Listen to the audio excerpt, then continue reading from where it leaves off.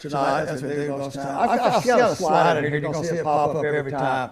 It's not so much for anybody here, but this stuff is being recorded, going on YouTube. And a lot of the pictures I use are copyrighted, particularly by BiblePlaces.com. And just, Jason and I have been trying to figure out a way to put the word on there. So you're going to see the picture tonight. It's got the word copyright across them. Even though they have a little sign copyright already there, I'm just trying to call the people's attention. This is copyrighted material. So somebody outside of the web will get on it and try to pull it off and use it. So that's the purpose behind this little disclaimer I've got stuck in front of these here. All right, if you're here last quarter, you should be familiar with this map. We use a lot. It's a really good map of Jesus around, what he did around the Sea of Galilee. And it's got various things marked. Tonight we'll be up here with number 7, 55,000, top right corner. And then Jesus walking across the water, number 8 on the little chart here. So kind of get used to that map there as we go through. Keep that in your mind. A couple of review slides because you kind of need this to step into what we've got tonight. But we found out last quarter with Jesus sending out the 12 on what's normally called the limited commission. Limited in that they went to the house of Israel only, not to the Gentiles, not the Samaritans. And so tonight we're going to see them returning. So that's why I brought this slide in just to remind you of that. So they go out 2 by 2, and Jesus gives them various authority and power and things to do that. So they'll come back tonight. We'll see that. Also, right at the end last time, we had the beheading of John, or the recount of the events of beheading of John the Baptist. And that comes up because one of the things they said was, this is when Jesus is his miracle, this is John risen from the dead. And so we kind of keep that in mind. Of course, John had been beheaded because of Herod Antipas marrying his brother Philip's wife, and John don't want lawful, and you know the story there, but we need to get that point in. So that's kind of a little bit of background to pick it up where we are starting with tonight. All right, last quarter, first quarter of this, we covered, we divided life of Christ in 7 periods. We covered the years of preparation, first 30 years up to the baptism. We covered what we call the beginning of the ministry, kind of 6 months, as he gets things started. And the 18 months, roughly, he spent preaching around Galilee, what's generally termed the Great Galilean Ministry. So we're about 2 years into Jesus' ministry now. This quarter we'll cover the term here we call the period of retirements. There's actually 4 retirements in this thing, when he starts pulling away from the crowds and spending more time with his apostles. So we'll cover that 6 months, and then we'll cover what we call the close of the ministry. And then the next quarter is all devoted to the last week and the events of that and what happened after that. So we'll start off tonight with this section.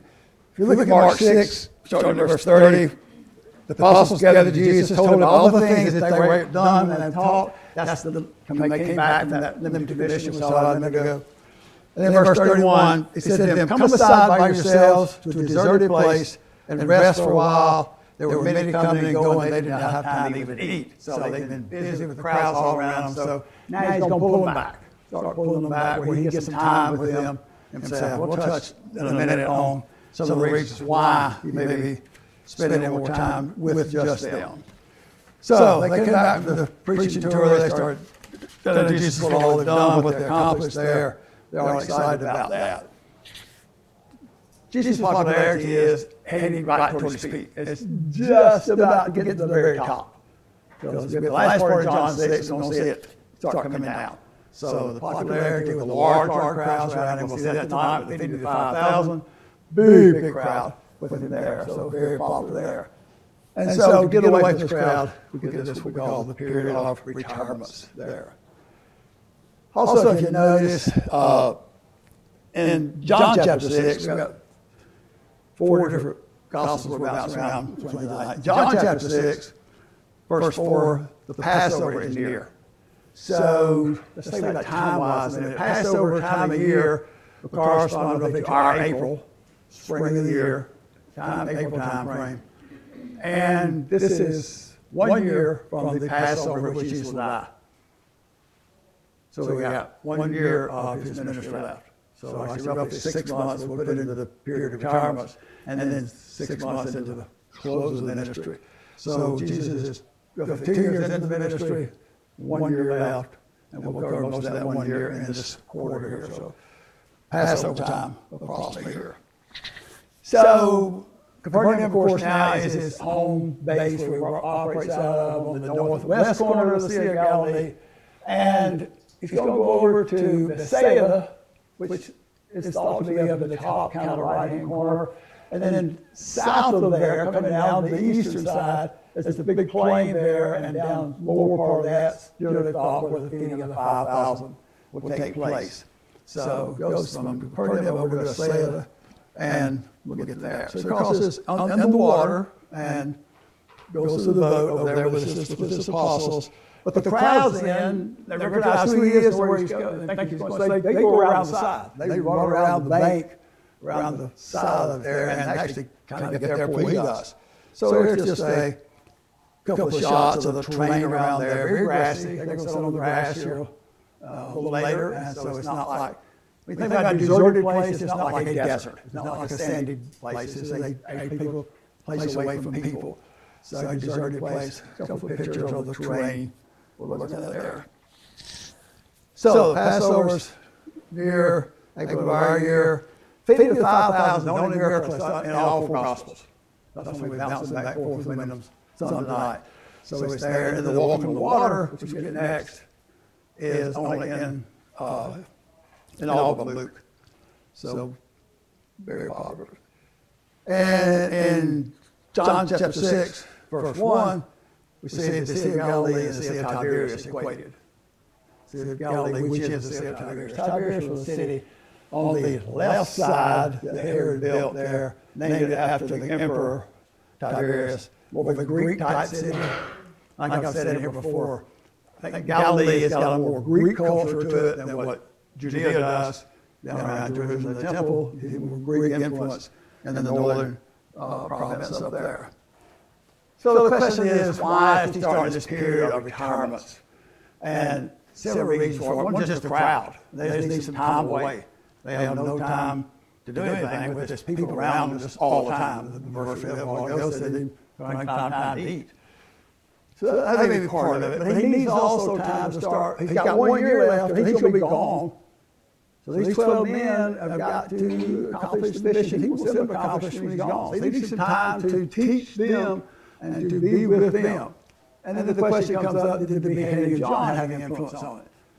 If they said that he is John the Baptist risen from the dead, that's one of the things that was said about him, then was he moved away from Herod Antipas to get away from him because of that. So, don't know, just some thoughts to kick out there. All right, we'll jump in right quick and do a little introduction with this video like we've done several times before. If those of you have been in here will remember this. So let's go play about 3 minutes of this. There we go.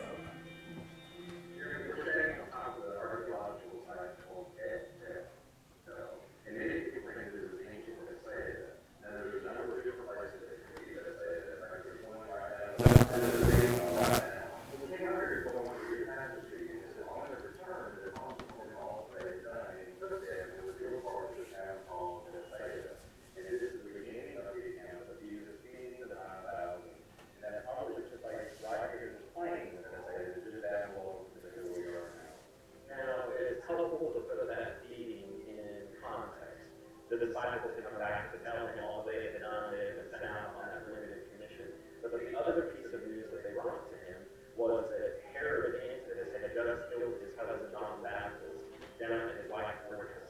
And what the other gospels reveal is that hurt. And he was trying to get away from that place to let them in charge, and also for him to grieve the loss of his cousin. And so they came across the sea over here toward Bethsaida, and then the crowd saw that he was heading this way. And so they ran around the north side of the Sea of Galilee and beat him here. And we need to appreciate the humanity of Jesus. He sees all of these people who aren't just there for the teaching, but he sees people that he helped, and they need healing. And it says that he had compassion on them. And so despite how he was feeling in the moment, he spent that day taking care of thousands of other people. And so Jesus, in this moment where he should have been grieving and having his privacy, was surrounded by thousands of people. And still took the time to care for them, to heal them, and by the end of the day, it's miraculous to feed 5,000. And Jesus looks at Philip and asks Philip, were doing 5 food for these people. And I think the reason he pointed them out was because Philip was running that statement. Philip would know where to get food for these people. Philip's response is, we don't have the money to buy enough food for all these people. And of course, you know, they grouped into specific groups and then asked for food. And one boy produced 5 loaves and 2 fishes. So imagine, if you will, 5,000 people spread out across this plain right here. And use the whole miracle where he was able to feed them all. Now, John says that Jesus is actually able to miraculously produce food for people. Very similar to the way that God produced manna for the Israelites in the Old Testament. And so, not just performing a miraculous sign, but at that time pointed to the fact that he was connected to Yahweh with us. It would have reminded them of Moses and the wandering of the Israelites, the fact that God miraculously provided food and manna for them. This man from Nazareth is doing what happened in the days of Moses. And those prophesied the prophet would come like him. And they were in that position.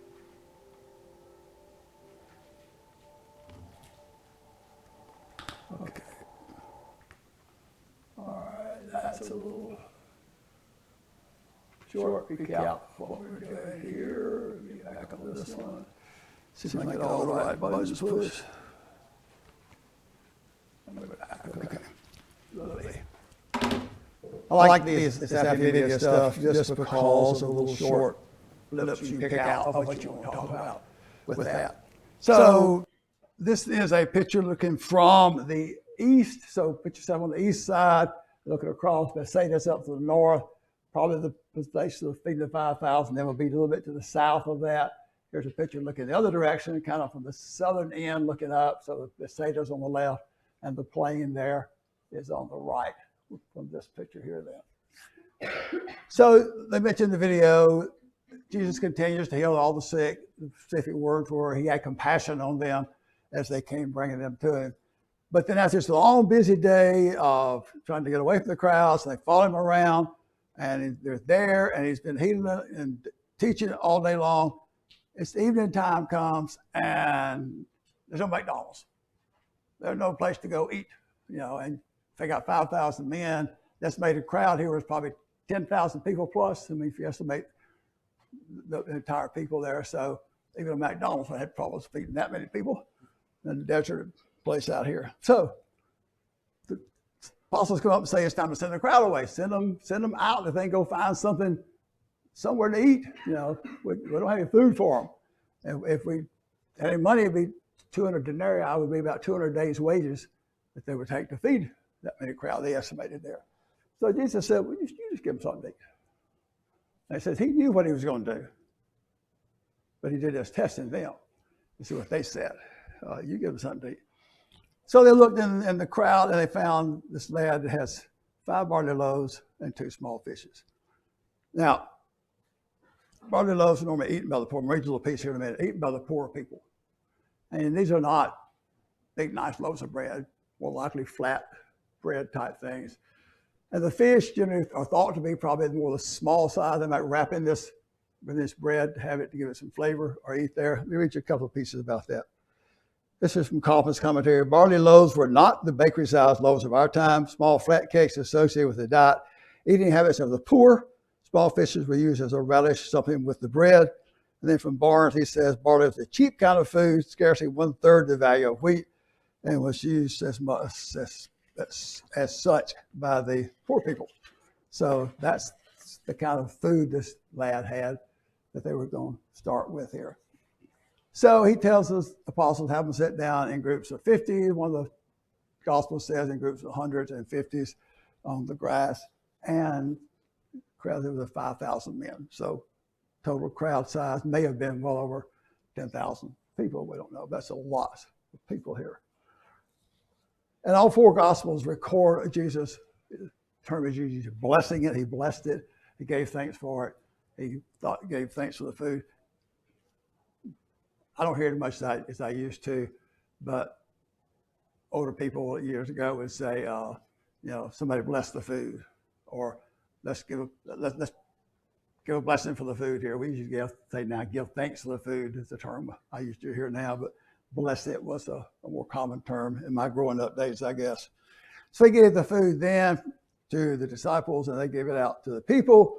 And the key is here, each one had as much as they wanted to eat. And I think about that in one of the text messages out. How do we know that? How do we know everybody had as much as they wanted? I like at least two of them, the Gospels, maybe more, use the term, they were filled. So that's one way we know they had all they wanted. It just outright says it. And then what they have left? 12 baskets full. How much they start with? 5 loaves and 2 fishes? Not 12 baskets full. They had more at the end than they did start with after this miracle that Jesus did here. And each one had all they wanted. Now, that's significant because of what's said. One more reading. So nothing sheds more light on the wonder recorded here than this deduction from it by the people who saw it. The prophet in Deuteronomy 18, with whom they identified Jesus as the Christ, the perception is the multitude exposed the fraudulence of the rationalistic explanations. What's a big word? The fraudulence of the rationalistic explanations of this event. One of the devices the rationalists use is to make the entire thing a psychological experience. So Jesus said they took the lad's contribution, pointed out his willingness to share it, and made everybody else have a guilty conscience. So they got off what they had with them, and they shared theirs too. People trying to get around the miracle would say, okay, Jesus took this little boy, and he said, okay, you willing to share? Yeah, well, I'll rest of you. Look, this little boy's been an example for you. You ought to share what you got in your pouch too. And that's how they rationalize to get around the miracle. Those unbelievers who offer such an explanation deny the sacred record with a commentary there. So it's not about sharing. It's not the little boy sharing. It's Jesus performing the miracle to feed that many people with what he had. So don't miss the point there, okay? And then not get to give it a token amount each one and talk about sharing. No. It's not the idea of this thankfulness, little bitty bit you got here. Oh, look what I've got. No, everybody ate. They were filled. Everybody had all they wanted, and they took up the scraps. So we'll let the modernists get in our way here. Had all they wanted. 12 basketfuls, more than they had to start with. So, but then the people say, this is truly that prophet that's coming to the world. Now, what's that prophet they're talking about? What did Moses say way back under? God will raise up a prophet, like unto me, him you shall hear in all things. And they're equating now Jesus to be that prophet Moses was speaking of when he had said that. This is that prophet that's coming to the world. So Moses, who of course they would have all kind of respect for, and made that statement back in Deuteronomy, I think it's 15 or 18, that God's going to raise up a prophet like unto me, him you shall hear. They're now equating Jesus with that prophet that Moses has spoken of.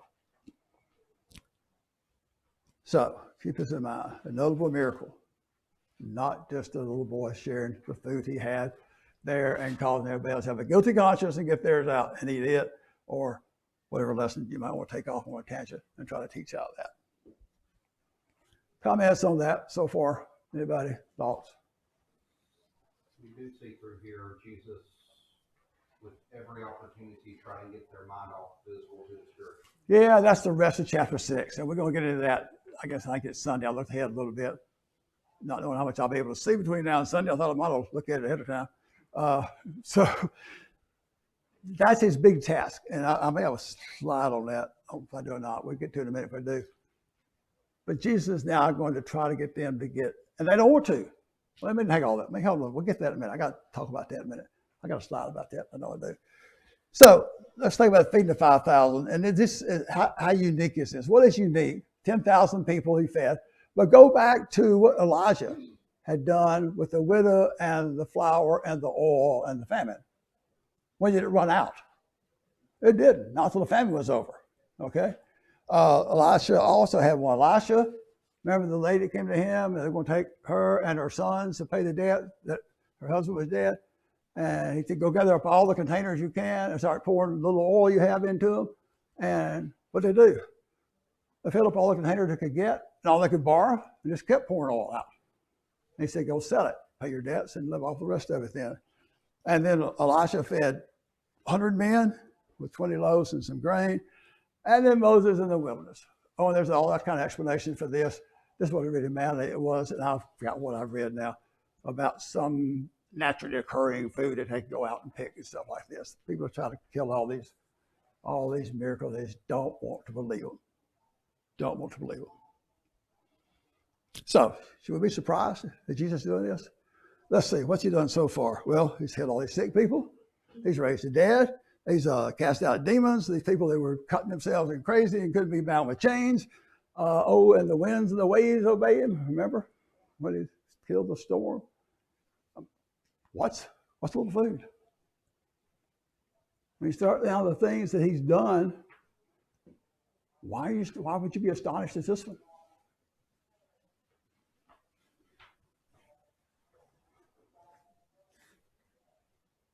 Now, Tracy's point, the last point on the slide here.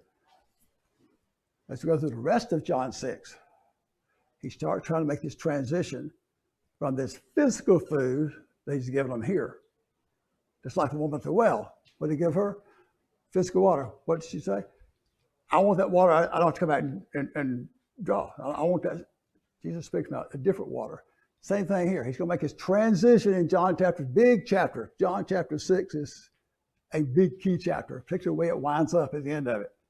But he makes this transition from the physical food to what he's trying to get them to see is the spiritual side of it there. Okay? Now, where are they with this? Who's coming? Old Testament prophecy. Who's coming?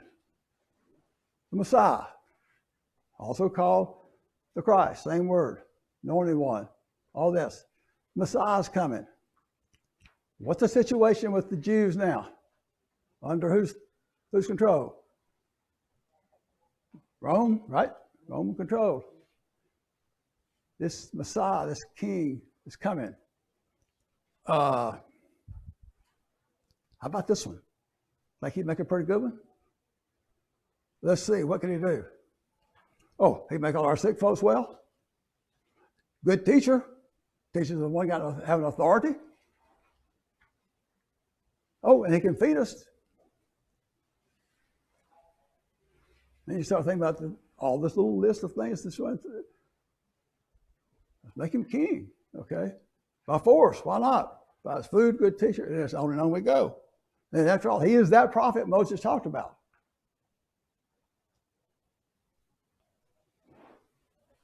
If Jesus had become earthly king, if he had submitted to their wishes and become king, what would Rome have done?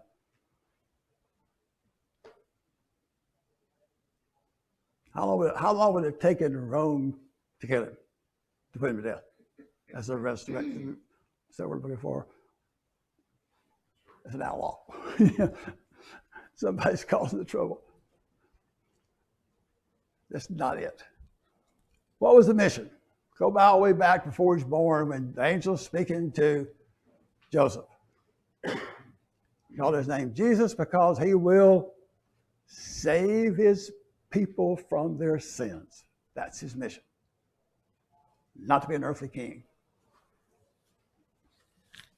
Now, we don't know where the apostles are with all this. One of the passages says their hearts were hardened. So did they get caught up in this? And make it time for him to be an earthly, physical king at this point? I don't know. But you do some reading from the various commentators of what their thoughts are about it. He sent them away. He got the apostles out of there, put them in a boat, and sent them across the water while he sent the crowds away. They didn't let them hang around. Why? I don't know exactly. But it may be, at least thought by some, that they kind of got caught up in this thing of making him king now. So he shoves them out and tells them, go away, I'll get rid of the crowds. Then he goes up into the mountain to pray. All right.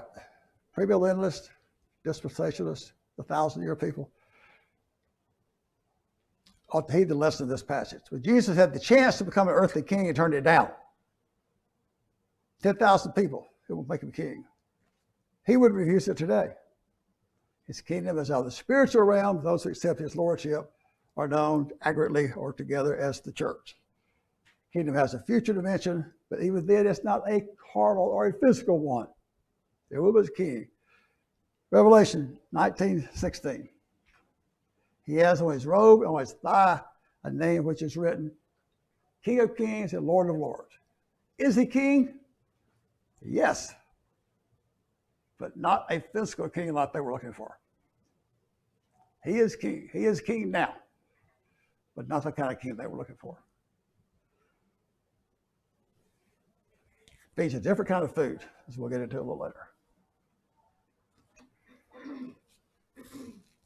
All right, set the crowds away, goes up the mountain by himself to pray. Just some more scenery type thing around that area there. So now he's going to leave. He set the probably down in this area, number 7 up there, that area. Set the disciples back across, going back to Capernaum. It's already been a long day. Now they fed these people and all this, and now they're going back across, and it's nighttime. Across the water there, and Jesus will go walk into them on the water. So, little terrain map here, just keep this in mind. Sea of Galilee up at the top up there, this deep Jordan Rift Valley that comes down through here. Sea of Galilee about 600 feet below sea level. I'll put these numbers on my head. 600 feet, Dead Sea 1350 below sea level, deepest point on earth, if I remember right. So they're down in this sea here between all these mountain ranges. So just kind of keep the layout in your mind there. So they leave, go across shore. So they're, say, 3 miles across. They go about 6 miles across this water here. They're 3 miles out. This is a deep, deep place. Think about this. The reason I showed you that thing. Think about these mountain ranges coming down, and there's this river valley fills in there, and the Sea of Galilee is about 200 feet deep. Now, Trent mentioned the other day that the water's down because of irrigation and things now from what it was at one point, but 200 feet deep. This is not the Sea of Galilee. This is Smith Lake, down Walker, Winston, Coleman County area. A lot of you, I'm sure, are familiar with Smith Lake. This is down near the dam, shooting out across it. When they dammed that thing up and made this lake, the water backed up through all these valleys and mountains up there. Reminds me kind of the Sea of Galilee.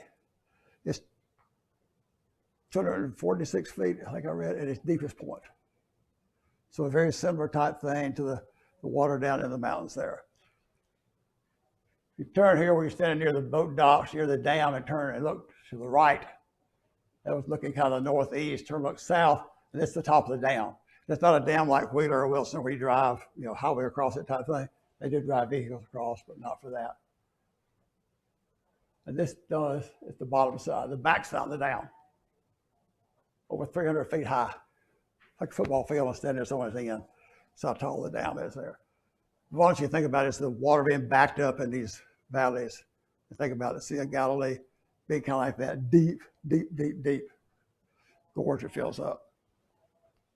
So a sudden storm comes up on it again, which we talked about last time with Jesus still the storm. That was a very common thing for these to happen. So they're in the boat and they're distressed. I don't know what their mental attitude is right now. Like I said earlier, I know they've had a long day. We've been told that. They try to get away. The crowd's following them. 10,000 people possibly there. And this whole thing of the food. So just distributing out the food to 10,000 people would be a big task. So they're tired. It's late now. They're going across the sea, going home. And the winds are contrary to them. And I don't know what they're thinking about Jesus at this point.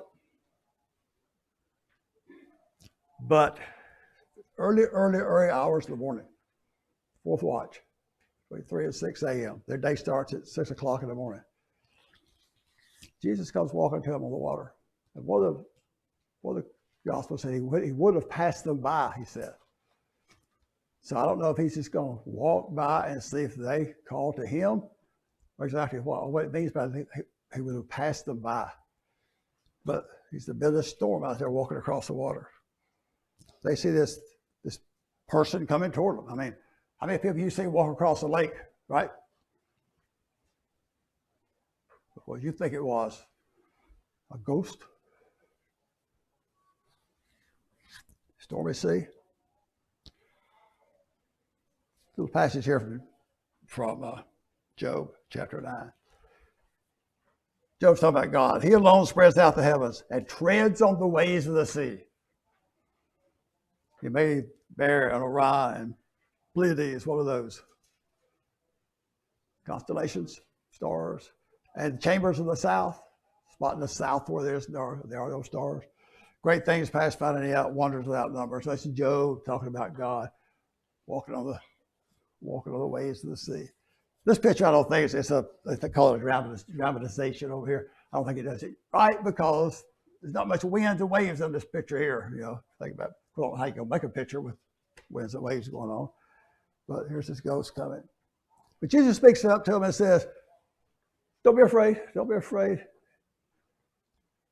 It's me. It is I. It is I. Do not be afraid." This is significant. He didn't just say, "Hey, it's me, your buddy. It's me, Jesus. It's me." I don't know Greek. I don't dig into this stuff. All I do is read the commentators and how different ones talk about this. But literally here, this I am, it is I. In Mark 6 and John 6. The same word in the Septuagint uses when God talks about himself with Moses. I am. Tell them that I am sent you when he's going to take the people out of Egypt. And then in John 8 is when Jesus talks about before Abraham was, I am. So same term here he's using with this. When he says, I am, don't be afraid. See who this is? Why are you fearful? So it's not just like I'm your friend or your master. It implies it is the I am who is coming to you. The Almighty One who rules these. He made them. We talked about from Genesis last time. We talked about the storm of the sea, the stilling of the sea. So don't be afraid. Well, what's Peter say?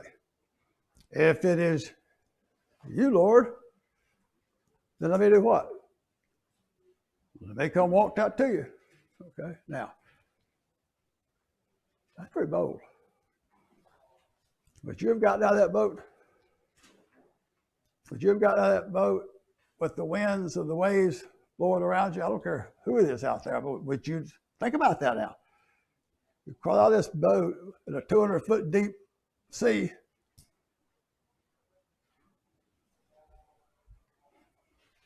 If it's you, let me come to walk into the water. Jesus said, come. Actually, maybe all of them, some of them say, command me to come to you on the water. And he says, come. So Peter gets out of the boat, onto the water. Now put yourself in Peter's spot right there, just for this moment. You step out of that boat. How many times has Peter been on that same sea? Hundreds? He's a fisherman, remember? Hundreds? How many times has he been out in still that water before? 0. Now he steps out. And he's walking on the surface of that water, standing there. But after a few steps, he takes his eyes off Jesus and looks around. And what does he see? That's when he sees the wind and the waves. That's why I would never get out to start with, probably. He sees the winds and the waves, and they start to sink. Lord, save me. It's interesting that when Jesus said, come to him, he got out on the water and started walking. But when he started sinking, the very one that told him to come, so he called. He didn't turn back to the people in the boat and say, throw me a life vest. And he called Jesus and said, Lord, save me. Oh, you little faith. Why did you doubt? You had enough faith to step out. Where'd it go? What happened to it? So what happened to Peter's faith? They got the water, met in the boat, and the water's calm, and they were there. And now, truly, this is the Son of God. Or they're beginning to believe. Some of the commentators want to credit this to other people who were in the boat with them. When they saw what happened here and Jesus walked into the water. I don't think so. I think he sent the apostles away in the boat. All I can do is envision them being there. And now they are hopefully beginning a little more each time to get it. So what are they seeing? What are the apostles seeing today? All this teaching, the healing, the feeding, walking across the water, and now still calming the storm, picking Peter up.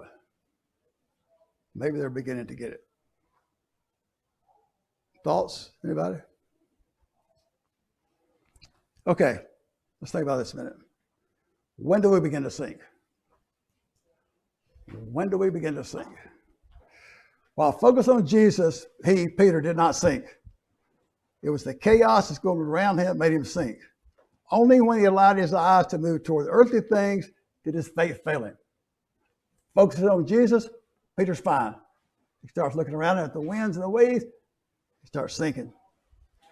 The disciple of Christ, us, must follow the admonition of the Hebrew writer. It says, run with endurance the race that's set before us, looking to Jesus, the author and finisher of our faith. Hebrews chapter 12, first 2 verses. Peter's fear overcame his faith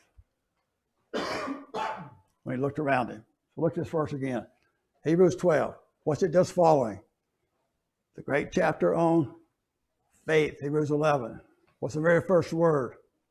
Therefore, referring back to what?